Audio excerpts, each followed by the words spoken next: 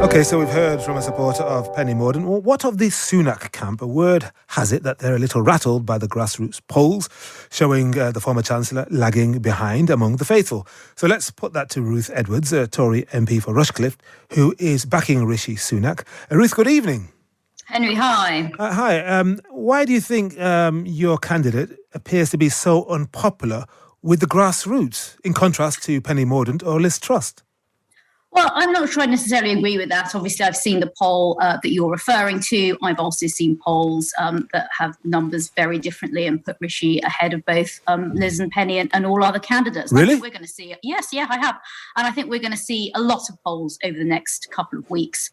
I think the important thing is here that colleagues take a really good look at the different candidates who are standing. Rishi has incredibly credible experience. He stepped up when we had the pandemic. He saved millions of jobs and businesses across the country. He's an incredibly down-to-earth guy, and he's straightforward.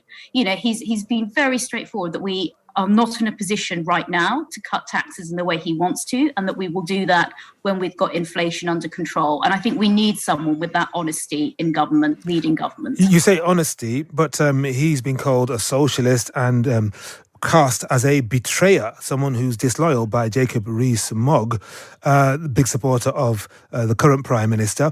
Hasn't that cut through to the Conservative faithful? They've taken a look at Rishi.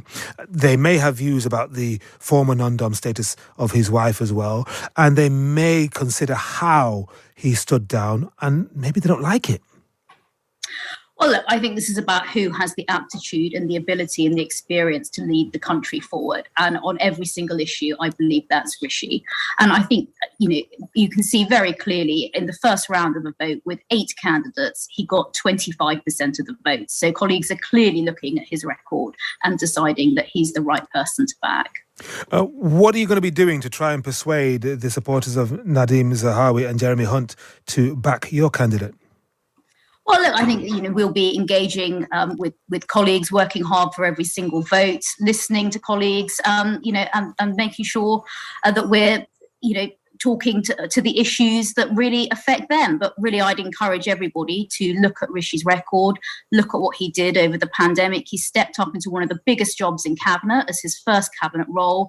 And within, a couple of weeks, COVID hit. And within a couple of days of that, he'd rolled out the furlough scheme and support for self-employed businesses.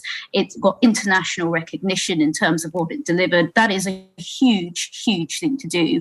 And I think that's something that, that's the sort of talent, energy and drive that I want to see the next Prime Minister have. What do you make of the clarion call of some candidates to be a low-tax, small government, personal responsibility party, again, getting back to Conservative basics? Well, look, Rishi's made very clear that he wants to cut taxes. I want to cut taxes too, but we need to do that at the right time. We don't want to do that at this point where that's going to do is to stoke inflation and to make rising prices worse. We need to get inflation under control again, and then we'll be in a position to cut taxes. And I think it's really important that, we've seen a number of former chancellors come out and back Rishi's position on that as well. It's really important that we, are honest with people and tell them the truth about where we're at, not just sort of invent fantasy tax policies. All right, but what about the Tory Party in the country? Let's say, and people believe that he probably will get down to the final 2. How on earth is he going to persuade those people out there? I mean, we were talking about an electorate of 164,000 who tend to be usually a little bit more to the right of the party in Parliament. Let's remember, famously, 2003, and it was Ian Duncan Smith versus Ken Clarke, and IDS came through, and it only lasted 2 years. How do you avoid a repeat of that? I think, Rishi will be going around the country. He'll be talking to members. He'll be engaging with them. He'll be setting out his record as Chancellor, and he'll be setting out his vision and his plan for the economy. He's the only candidate with the experience and the plan to really steer our economy through difficult times and to go for growth. Isn't he tainted by association with Boris Johnson and the regime that is about to end? No, I don't believe he is. We need somebody with the experience of having been at the top level of government. This is not the time for a novice. Almost every candidate standing has been in government before under Boris Johnson. That is as you would expect.